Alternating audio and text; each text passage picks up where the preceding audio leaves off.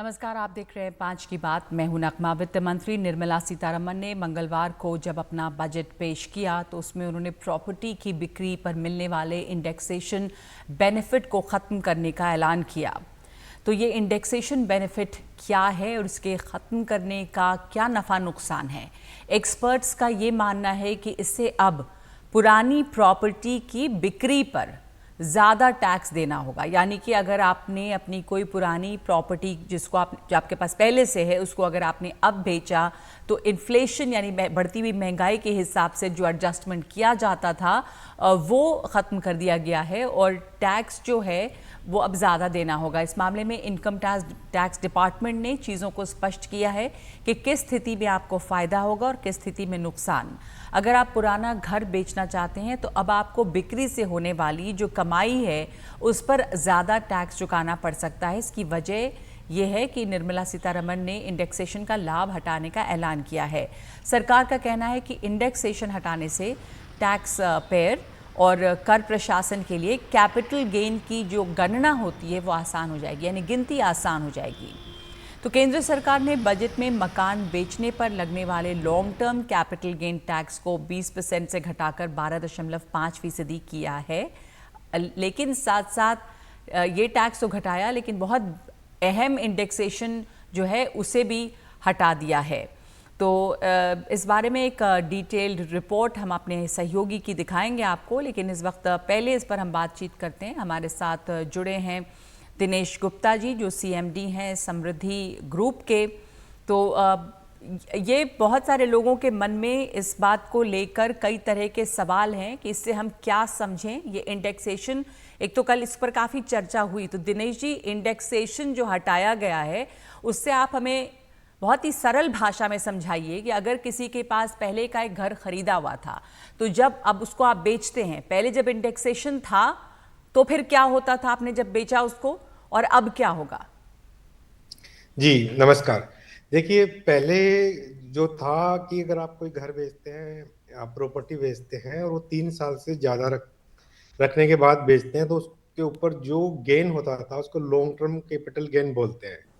और उसकी जो कॉस्ट ऑफ एक्विजिशन है कि आपको वो कितने में पड़ा, कितने में खरीदा था आपने और आज कितने में बेचा, उसका डिफरेंस गेन है। तो वो जो कॉस्ट जितने में खरीदा और उसके बाद पर साल एवरी ईयर उसमें कितना इन्फ्लेशन से उसकी कॉस्ट बढ़ी और कितना उसके बेचने से एक्चुअल में बढ़ी, तो उस कॉस्ट को बढ़ाकर गेन को कम कर दिया जाता था। तो टैक्स जो नेट टैक्स पे होना होता था वो कम होता था कि आपकी महंगाई से एडजस्ट करने के लिए सरकार ने एक इंडेक्स का जो नंबर है वो हर साल का दे दिया कि इस साल का ये है, इस साल का ये है। तो उस जो गेन पे आपको 20% टैक्स देना पड़ता था। तो मैं कहूँ कि अगर आपको 100 रुपए कैपिटल गेन हो रहा है कि शुद्ध लाभ हो रहा है, तो वो 100 रुपए नहीं, वो जाके 70 रुपए या 60 रुपए पड़ता था। अगर आप उसको इंडेक्स से उसकी एडजस्ट करते थे तो उस 100 पे नहीं देके 60 पे टैक्स देना पड़ता था। तो बट वो 20% टैक्स देना पड़ता था स्ट्रेट। अब निर्मला जी ने उसको हटा के ये कह दिया जी नहीं, 20% नहीं, अब आप 12.5% टैक्स लगेगा उस पे। तो टैक्स की रेट कम कर दी गई, बट वो इंडेक्सेशन का जो बेनिफिट है वो हटा दिया। उसके फायदे नुकसान दोनों हैं। फायदा ये है कि जो कंफ्यूजन और जो कैलकुलेशन का एक इजी मेथड कर दिया जी, आपकी कॉस्ट ही ये सेल प्राइस है, इसका जो डिफरेंस है वो गेन है, उस पर सीधा साधा आप 12.5% टैक्स लगाइए और पे कर दीजिए। वो किसी एक्सपर्ट के पास जाने की जरूरत नहीं है आपको कैलकुलेशन के लिए, इंडेक्सेशन कहाँ से मिलेगा, वो सब कंफ्यूजन दूर हो गया। दूसरा, तो अब मकान बेचने वालों के लिए अगर पहले से किसी की प्रॉपर्टी है, आपने वो प्रॉपर्टी मान लीजिए 50 लाख में खरीदी, अब उसका वैल्यू 1 करोड़ है, तो 50 लाख का आपको मुनाफा हुआ। तो जब इंडेक्सेशन था तो कितना टैक्स, हालांकि टैक्स का रेट घटाया गया जैसा आपने भी बताया कि 20% से इसको 12.5% कर दिया है अपने टैक्स रेट को। तो यहाँ पर टैक्स रेट घटाया है, उधर इंडेक्सेशन हटाया है। तो ये इससे अ, मतलब बेचने वाले को फायदा हो रहा है या नुकसान हो रहा है? देखिए, ये डिपेंड करता है कि उसको फायदा हो रहा है नुकसान उसके होल्डिंग पीरियड से। मेरी समझ और मानना है कि अगर कोई 5 साल से ज्यादा प्रॉपर्टी रख के बेच रहा है तो उसको ना फायदा होगा ना नुकसान होगा, बराबर सा पड़ेगा। और 5 साल से ज्यादा वो होल्डिंग करके बेच रहा है उसको, तो उसको फायदा ही होगा, क्योंकि प्रॉपर्टी की रेट अब इतनी तेजी से बढ़ रही है या गेन उसको इतना ज्यादा हो रहा है। तो जो रेट घटाई गई, वो रेट आप 7.5% से कम कर दी गई। तो 7.5% टैक्स, वो इंडेक्सेशन जो था उसका इतना बेनिफिट नहीं होता उसको। लेकिन अगर आप 3 साल में ही या 4 साल में ही बेच रहे हैं, तो ज्यादा नहीं, मतलब 2-3% का और ज्यादा उसको टैक्स देना पड़ेगा मेरे हिसाब से। तो जो लोग अगर एनसीआर और एरिया वाइज भी देखेंगे हम, एनसीआर में आप देख रहे हैं कि फ्लैट्स की रेट जो है 2 साल में डबल हो रही है, 3 साल में डबल हो रही है, हर साल 10% से तो ज्यादा बढ़ रहा है। अगर 10% से ज्यादा बढ़ रही है आपकी प्रॉपर्टी की वैल्यू, तो और आप 4 साल या 5 साल से ज्यादा उसको होल्ड करके बेच रहे हैं, तो नए जो सिस्टम है उसमें बेनिफिट ही होगा या बराबर होगा, नुकसान तो नहीं होने वाला कम से कम। बट अगर 2 साल या 3 साल में 20% 30% बढ़ने पे ही बेच दे रहे हैं, तो हो सकता है बराबर पड़े या कोई मार्जिनल लॉस। तो एक अगर मैं इसको एक बार फिर से आपसे ये पूछूं कि ये प्रॉपर्टी खरीदने बेचने वालों के लिए इसमें निराश होने की बात नहीं है, ये डिपेंड करेगा कि आप जी बिल्कुल निराश होने की बात नहीं है। सबसे पहली बात हैप्पी होने की बात है कि आपकी इनकम टैक्स की जो रेट है वो 20% से घटा के 12.5% कर दी गई है। और वो भी सीधी सादी आप कैलकुलेट करिए तो आपको पता रहेगा। ये तो बेचने वाला इस पहले तो बेचने से पहले इसी चिंता में घूमता रहता था जी, इसका कितना गेन आएगा और उस पर कितना टैक्स होगा, उसको कैलकुलेशन का तरीका, और वो डिसीजन नहीं ले पाता था। बट अब वो उसको सीधा सीधा पता है कि मेरे को 12.5% जो है प्रॉफिट होगा उस पर देना है। और 12.5% कितना हो रहा है, तो वो हो सकता है कि उतना रुक के और उसको और हायर प्राइस में उसको एडजस्ट करके टैक्स को भी एडजस्ट करके बेचे, ठीक कि है मेरे को टैक्स इतना तो टैक्स ही आ जाएगा, जी, तो इसकी वैल्यू बढ़ा के दे दीजिए। तो मेरे को नहीं लगता कि उसमें नुकसान होने वाला है, बल्कि ये खुशी की बात है। ठीक है, ओके, धन्यवाद आपका दिनेश गुप्ता जी मुझसे बात जी करने के लिए। तो जी नमस्कार।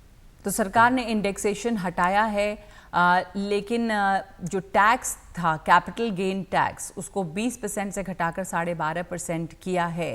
तो इससे किस तरह का असर पड़ रहा है इस रियल एस्टेट सेक्टर में भी, शरद शर्मा हमारे सहयोगी ने बात की है मेन स्टेट टैक्स एडवाइजर की पार्टनर तनु गुप्ता से। देखिए ये रिपोर्ट।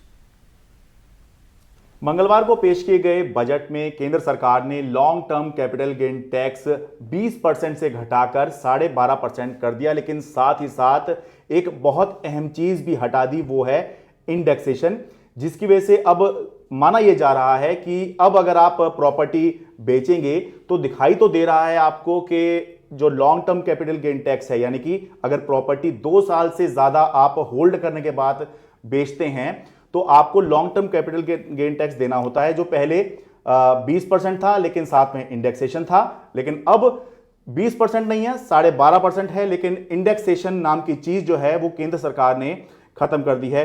इससे कैसे ये हो रहा है कि आपका टैक्स दिख तो रहा है कि आपको कम देना है, लेकिन ज्यादा देना पड़ सकता है। मेरे साथ तनु गुप्ता हैं जो कि मेन स्टेट टैक्स एडवाइजर में पार्टनर है। मैम बहुत बहुत स्वागत है आपका। मैम बताइए कि कैसे ये हो रहा है कि केंद्र सरकार ने टैक्स तो कम कर दिया, 20% से 12.5% टैक्स कर दिया है, लेकिन फिर भी ये हो सकता है कि लोगों को अपनी प्रॉपर्टी बेचने में, यानी कि 2 साल से ज्यादा की जो प्रॉपर्टी होल्ड की हुई है वो बेचने में उनको पहले से ज्यादा टैक्स देना पड़े।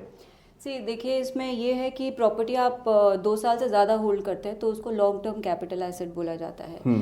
इसमें सरकार ने एक्चुअली लोगों को बेनिफिट दिया है कि 20% से 12.5% कर दिया, बट उन्होंने साथ साथ एक इंडेक्सेशन बेनिफिट जो हम लेते थे कैलकुलेट करने के लिए, वो इंडेक्सेशन बेनिफिट भी हटा दिया है। अब ये इंडेक्सेशन बेनिफिट एक्चुअली होता क्या है, ये होता है कि आप जब आपने आज प्रॉपर्टी खरीदी है, जितने साल आपने उस प्रॉपर्टी को होल्ड किया है, उसका रेट ऑफ इन्फ्लेशन पे उस प्रॉपर्टी की कॉस्ट पे रियल टर्म्स में क्या असर हुआ है।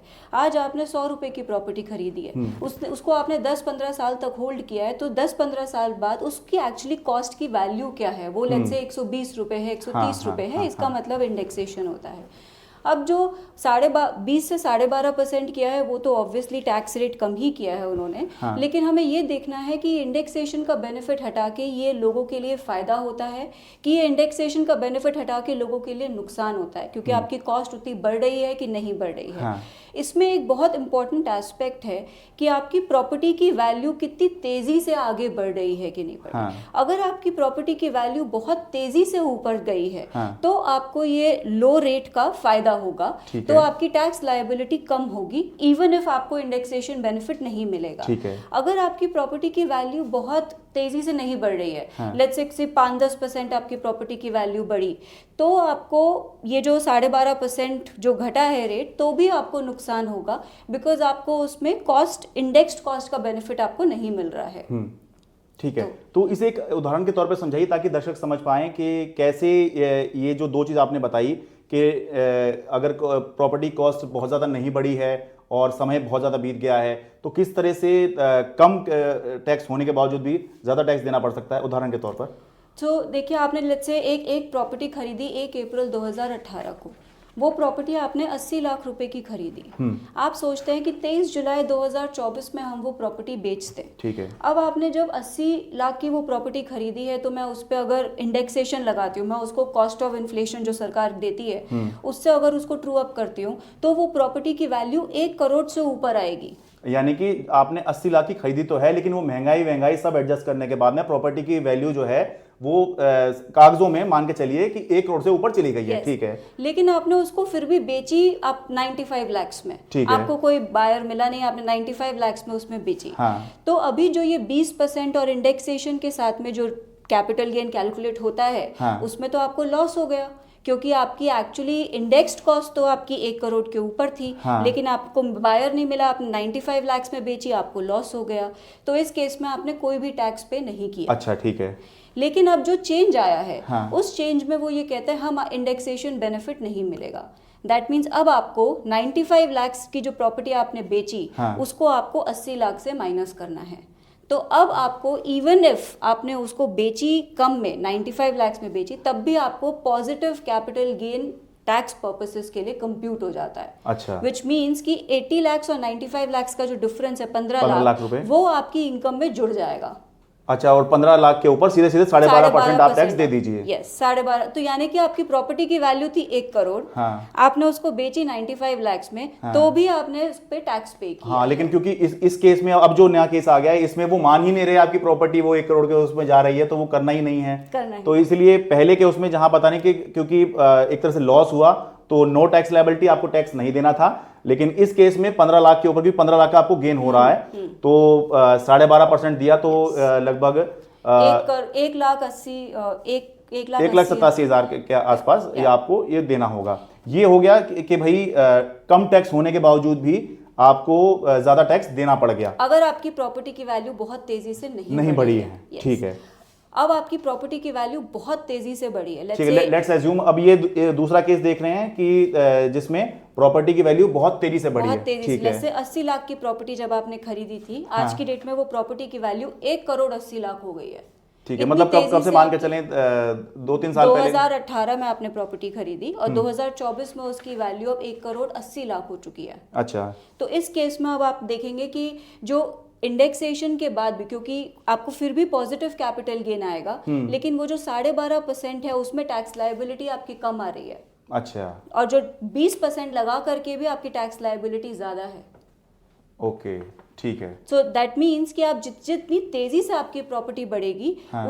उतना आपको 12.5% का ज्यादा फायदा होगा, इवन इफ आपको इंडेक्सेशन नहीं मिल रहा है तो भी आपको वो जो कम रेट सरकार ने किया है, 7.5% जो रेट कम किया है, उसका आपको बेनिफिट हो। अच्छा, मतलब 80 लाख की प्रॉपर्टी आपने सपोज कीजिए उसी को समझ लें, 80 लाख की प्रॉपर्टी खरीद के 1 करोड़ 80 लाख में आपने बेची अगर, ठीक है, तो उस केस में जो आप बता रहे हैं कि उस केस में जो है नई रिजीम जो है जिसमें आपको इंडेक्सेशन नहीं है, हाँ, उसमें फायदा होगा। थोड़ा उसमें फिगर्स आपको बता फायदा दीजिए। होगा। तो 80 लाख की प्रॉपर्टी अगर आपने खरीदी है और 1 करोड़ 80 लाख में बेची है, हाँ। तो नए रेजिम में सीधा सीधा आपका कैपिटल गेन 1 करोड़ 1 का करोड़ हो के गया, ऊपर 12.5 हो उस पे गया, 12.5 हो गया, हाँ, 12.5 लाख रुपए आपको नए उसमें देने नए होंगे। उसमें लेकिन देने होंगे। अगर पुरानी रिजिम चल रही होती तो पुराने रेजिम अगर चल रही होती तो वो 80 लाख की कॉस्ट एक्चुअली आपकी 1 करोड़ 3 लाख होती। वो अच्छा। 1 करोड़ 3 लाख आपकी 1 करोड़ 80 लाख से माइनस होती। उसको माइनस होकर के आपका कैपिटल गेन जो 20% लगा करके आता, वो आता 15 लाख रुपए। अच्छा, तो अब आप देखेंगे कि 20% रेट लगाने के बाद, इंडेक्सेशन लगाने के बाद मेरा कैपिटल गेन आ रहा है 15 लाख। हाँ, 12.5% और इंडेक्सेशन ना लगाने के बाद में मेरा कैपिटल गेन आ रहा है सिर्फ 12.5 लाख। ठीक है। ये इसलिए है कि इंडेक्सेशन लगाया था तो वो लगभग 1 करोड़ से कुछ ऊपर पाया गया, लेकिन अब जब इंडेक्सेशन लगाने के बाद में जो अगर रेट ज़्यादा हो गया तब तो गेन है, रेट कम रह गया तो नुकसान है। तो ज़्यादा अगर है तो आपको टैक्स देना होगा और उस हिसाब से फिर टैक्स देना है, और अगर लॉस ही है तो फिर आपको नहीं देना होगा। तो ये तो आपने मैम अच्छा समझाया। एक और सरकार ने बदलाव किया है कि जो लोग अपनी इनकम में रेंटल इनकम दिखाते हैं रेजिडेंशियल प्रॉपर्टी से, इसको लेकर भी सरकार ने कुछ बदलाव किया है। कहा जा रहा है इसकी वजह से भी जो लोग अपने रेजिडेंशियल प्रॉपर्टी किराए पे देते हैं उनको जो है फ़ायदा अब कम होगा। तो उसमें ये होता है, पहले लोग क्या कर रहे थे, कुछ लोग ऐसा करते थे कि इनकम फ्रॉम जो उनको रेंटल इनकम आती है उसको एज बिजनेस इनकम दिखा देते हैं वो। तो उस बिजनेस इनकम में जितने भी उनके सारे खर्चे हैं वो सारे खर्चे उसमें डाल के जो भी करके वो इनकम अपनी निकाल लेते थे। अच्छा, वो इनकम भी दिखा दी लेकिन खर्चे भी दिखा दिए तो एडजस्ट कर दिया। अच्छा, और जो भी अमाउंट आती थी वो अपनी लेट्स से उनको सारे खर्चे, उन्होंने बहुत सारे खर्चे दिखा दिए, वो अमाउंट लॉस आ गई तो उन्होंने बोला कि हमारा लॉस है ये फ्रॉम बिजनेस, और इस लॉस को हमने बाकी सारी इनकम से सेट ऑफ कर अच्छा, दिया, वो एक अलग बिजनेस के तौर पे उस आमदनी को दिखाया करते थे। ठीक है। अब दूसरे केस में और सरकार ने ये बोला है कि एक्चुअली ये सारी इनकम्स आप ऐसे ना दिखाएं, ये सारी इनकम्स आपकी इनकम फ्रॉम हाउस प्रॉपर्टी ही है। अच्छा, which means income from house property में आपको एक लिमिट है डिडक्शंस की। आप खाली 30% डिडक्शन क्लेम कर सकते हैं अपने सारे खर्चों के लिए। सारे खर्चों के लिए आप 30% डिडक्शन क्लेम कर सकते हैं, प्रॉपर्टी टैक्स के डिडक्शन क्लेम कर सकते हैं, और इंटरेस्ट जो आपका हाउसिंग लोन चल रहा है वो इंटरेस्ट आप डिडक्शन क्लेम कर सकते हैं। यानी 1 लाख रुपए आप दिखाएंगे तो सरकार ये मानेगी 30,000 इसका डिडक्ट कर लीजिए, पर 70,000 पे आपको जो है फिर टैक्स देना होगा। एंड प्लस इसमें इनकम फ्रॉम हाउस प्रॉपर्टी में ये भी होता है कि जो आपका लॉस होता है, अगर लेट्स से आपका इंटरेस्ट ऑन हाउसिंग लोन बहुत ज़्यादा आया है और रेंटल इनकम आपकी कम है, तो आपका जो लॉस आया है वो लॉस 2 लाख पे कैप हो जाता है। अच्छा। आप उस साल में सिर्फ 2 लाख का लॉस अपनी बाकी सारी इनकम से एडजस्ट कर सकते हैं। बाकी सारा लॉस आपका कैरी फॉरवर्ड होता है आगे के सालों में। तो लेट आउट प्रॉपर्टी में तो उस केस में लोग क्या करते थे, बिजनेस इनकम का जितना खर्चा आ रहा है सारा क्लेम कर लिया, उसको 30% पे कैप नहीं किया। अच्छा। उसमें लॉस में भी कोई कैपिंग नहीं है 2 लाख की, तो वो जितना भी लॉस आया वो सारा इनकम से एडजस्ट हो गया। बट अब सरकार ने बोला कि आप इसको इनकम फ्रॉम हाउस प्रॉपर्टी में ही शो करेंगे, income from PG business and profession में शो नहीं करेंगे। यानी कि वो जो एक तरह से टैक्स से बचने का तरीका जो था कि किराए की आमदनी से, वो एक तरह से सरकार ने अब बंद करने की कोशिश की है। वो एक क्लैरिफिकेटरी उन्होंने एक वो इंट्रोड्यूस किया उसमें। चलिए मैम, बहुत बहुत धन्यवाद। दिल्ली से अपने कैमरा सहयोगी रंजीत के साथ मैं शरद शर्मा, एनडीटी मीडिया।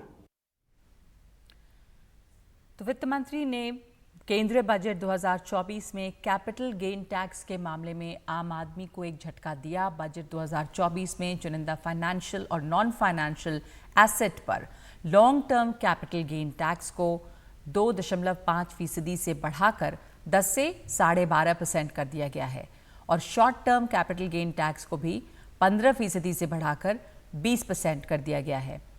तो सबसे पहले ये देख लेते हैं कि ये कैपिटल गेन टैक्स क्या होता है। कैपिटल यानी कि जो आपने इन्वेस्टमेंट किया और जिस पर आपको फ़ायदा हुआ है, तो उससे जो प्रॉफिट पर जो टैक्स लगाया जाता है उसे कैपिटल गेन टैक्स कहते हैं। ये 2 तरह का शॉर्ट टर्म कैपिटल गेन और long term capital gain tax होता है। शॉर्ट टर्म कैपिटल गेन पर 15% का टैक्स लगता है और लॉन्ग टर्म कैपिटल गेन पर 10% का लगता रहा। अब ये बढ़ गया है।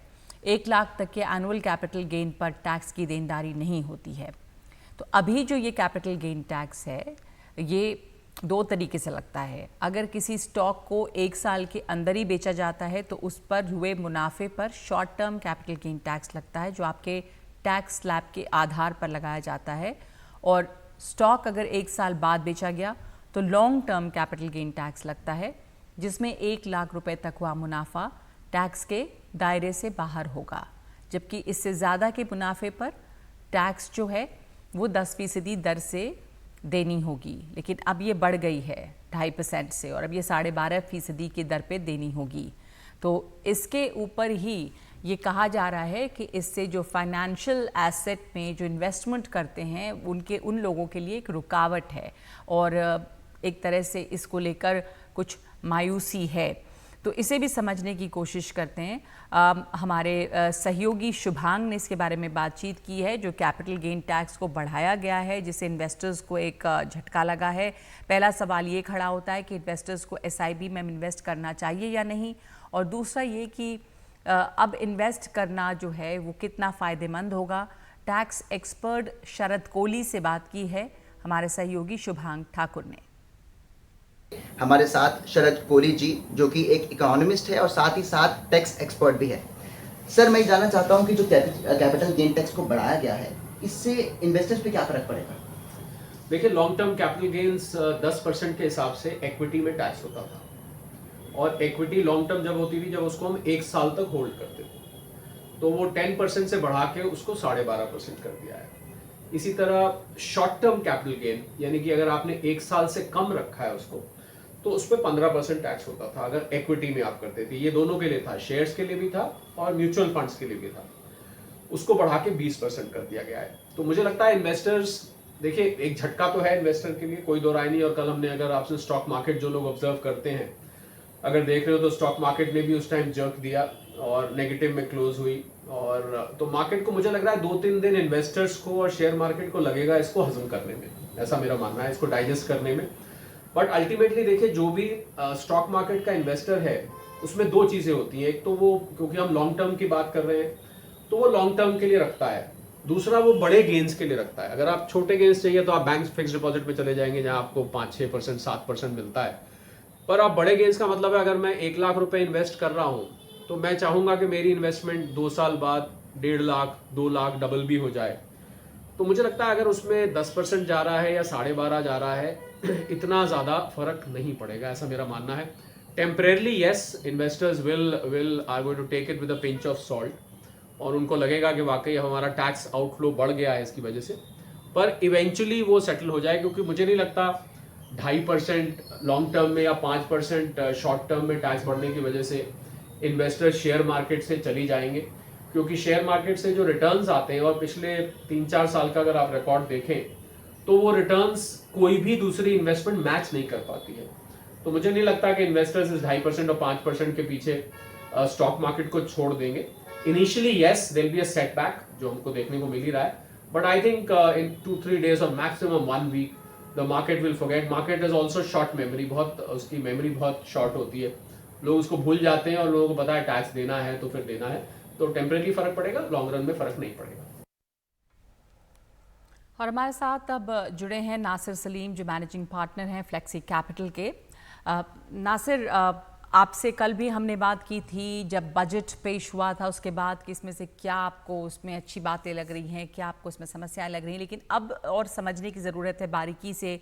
तो उसमें एक बड़ी बात आम लोगों के लिए ये है कि जो निवेश करते हैं शेयर बाज़ार में भी या SIPs म्यूचुअल फंड्स में आप निवेश करते हैं, तो अब ये जो कैपिटल गेन टैक्स की दर बढ़ाई गई है, यानी कि 10% से बढ़ा के 12.5% कर दिया गया है और उसके आगे भी बढ़ाया गया है, तो इससे क्या इन्वेस्टमेंट्स को झटका लगता है? क्या लोग अब ये सोचेंगे कि कैपिटल गेन टैक्स इतना बड़ा है तो SIPs में, म्यूचुअल फंड्स में जो SIPs की जाती थी वो फायदेमंद भी है या नहीं?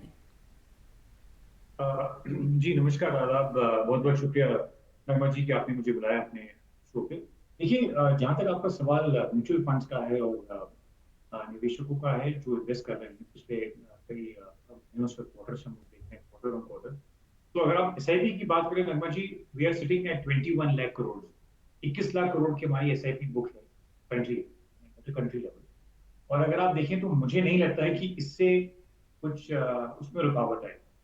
मगर ये मैं जरूर कहना चाहूंगा आपके माध्यम से कि जो ये चेंजेस लाए हैं ये थोड़े रिग्रेसिव हैं, क्योंकि ये एक ऐसी कैटेगरी है जहां पे अभी हमारा इक्विटी टू GDP, अगर आप देखें कितने निवेशक हैं जो इक्विटी में पैसे लगाते हैं, अभी तो इंडिया की कहानी शुरू हुई।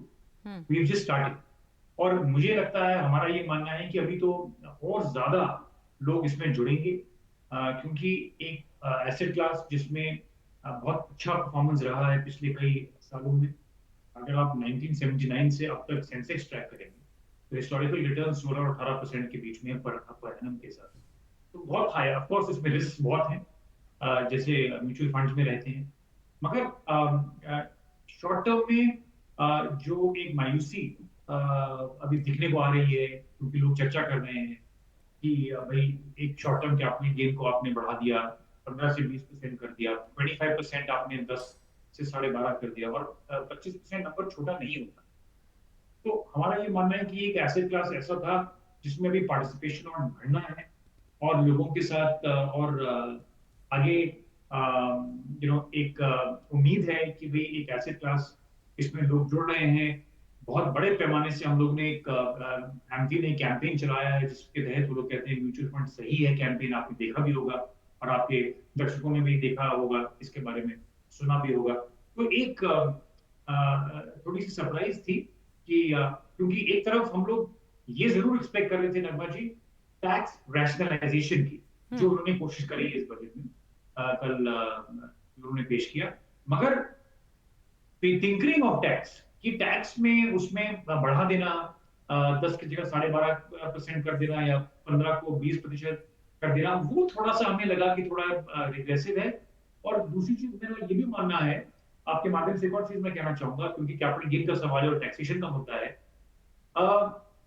देखिए, हमारे देश में कुछ 150 करोड़ की आबादी में कुछ 2.2% टैक्स पेयर्स हैं, और उसमें से कुछ 3% हैं जो टैक्स फाइल करते हैं, और थोड़ा फर्क है टैक्स फाइलिंग में और टैक्स पेयर में।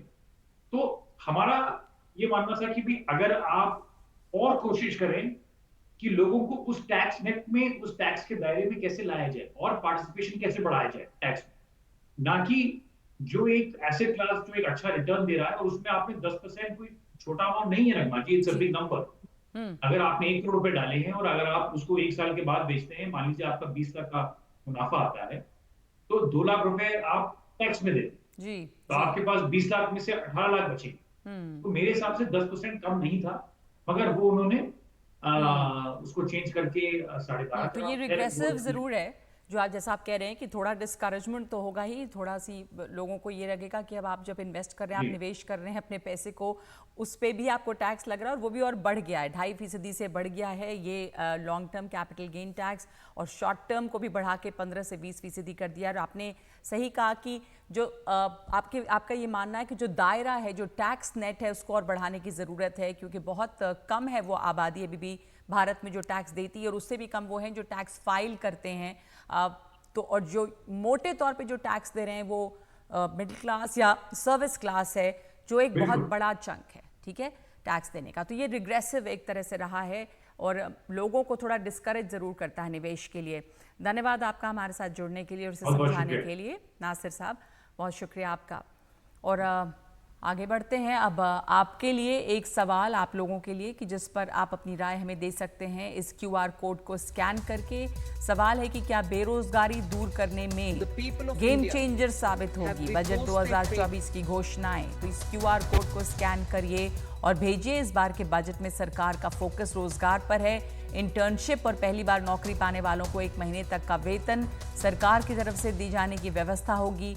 ऐसे में सवाल है कि क्या बेरोजगारी दूर करने में गेम चेंजर साबित होगी बजट 2024 की घोषणाएं? वित्त मंत्री निर्मला सीतारमण के बजट ने भारतीय आभूषण उद्योग को राहत दी है। सोने, चांदी और प्लैटिनम पर जो आयात शुल्क लगता है, उसमें 9% की कटौती के बाद कीमत गिरी है और आभूषणों की मांग बढ़ने की उम्मीद है। भारत में सबसे ज़्यादा आयातित सामान में सोना तीसरे नंबर पर है। सोने चांदी पर आयात शुल्क 15% से घटाकर 6% कर दिया गया है।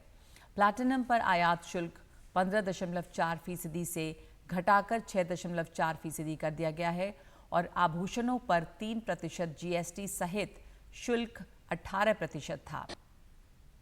अब इसे आधा करके 9% कर दिया गया है। चीन के बाद भारत सोने का दूसरा सबसे बड़ा उपभोक्ता है। तो इस पर बाजार के विशेषज्ञों का कहना है कि हाल के दिनों में सोने के आसमान छूते दाम की वजह से इसकी खरीदारी रुकी हुई थी। अब सोने की बिक्री फिर से बढ़ने की उम्मीद है।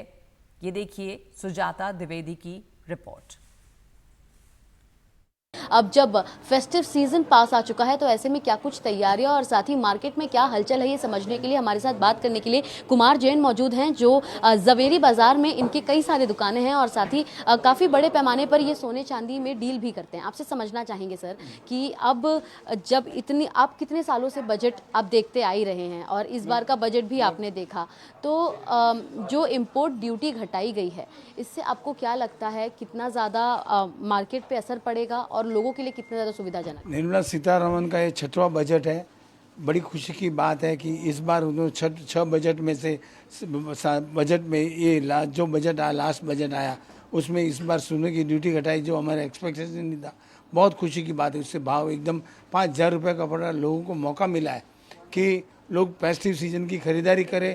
शादियाँ इस बार अभी नवंबर से शादियाँ शुरू होगी, तो शादियों के लिए भी खरीदारी करें। और इन्वेस्टर रहे वो भी इस समय भाव घटा हुआ तो लोग दौड़ के इन्वेस्टर भी दौड़ के आएंगे, तो झूम चलेगी। इस बार हर ज्वेलर्स के यहाँ पे एक प्रकार की दिवाली होगी, ऐसी तेजी चलेगी और खरीदने के लिए अच्छा मौका मिला है कि तुरंत खरीदारी करें, नहीं तो ये भाव कब बढ़ जाएंगे नहीं मालूम है। आपके चेहरे पर स्माइल नज़र आ रही है। सोने का भाव क्या है और कितने ज़्यादा एक्साइटेड है आप सोना खरीदने? बस सोने का भाव कम हो गया, इसके लिए खरीदी करने को निकले हम लोग अभी शॉपिंग के लिए। और अब जब कम हो चुका है तो आपको लग रहा है कि अब आप ज़्यादा निवेश कर पाएंगे सोना में? क्योंकि अक्सर लोग थोड़ा सा हिचकिचाते हैं। हालांकि सोना एक बहुत सेफ इन्वेस्टमेंट है, लेकिन जब उसे निकालना रहता है तो लोगों का दिल जो है वो थोड़ा सा कठोर हो जाता है। तो अब जब आप सोना खरीद रहे हैं, आपको लग रहा है कि यही सही समय है और जो सरकार द्वारा बजट पेश किया गया था उसमें कहीं ना कहीं आप लोग के हित में भी सोचा गया है? सरकार ने जो भी हमारे हित के हिसाब से 5,000 कम कर दिया है सोने का, वो हिसाब से हम लोग निकल आए खरीदी करने के लिए कि 5,000 यानी बहुत ज़्यादा फायदा है हम लोग को आज के तारीख में। एक और जहां इनका कहना है कि बजट कहीं ना कहीं इनके लिए काफ़ी ज़्यादा फायदेजनक रहा, जिसके चलते आज ये सोना खरीद पा रहे हैं। इसी के साथ उम्मीदें बनाए रखे हैं कि आने वाले समय में इसी प्रकार अगर सोने के भाव, हालांकि जो बहुत ज़्यादा वॉलेटाइल रहता है, लेकिन यदि कम हो जाए तो लोग कहीं ना कहीं सोने में निवेश अब बढ़ा सकेंगे। कैमरा पर्सन सचिन सावंत के साथ सुजाता द्विवेदी, NDTV इंडिया के लिए।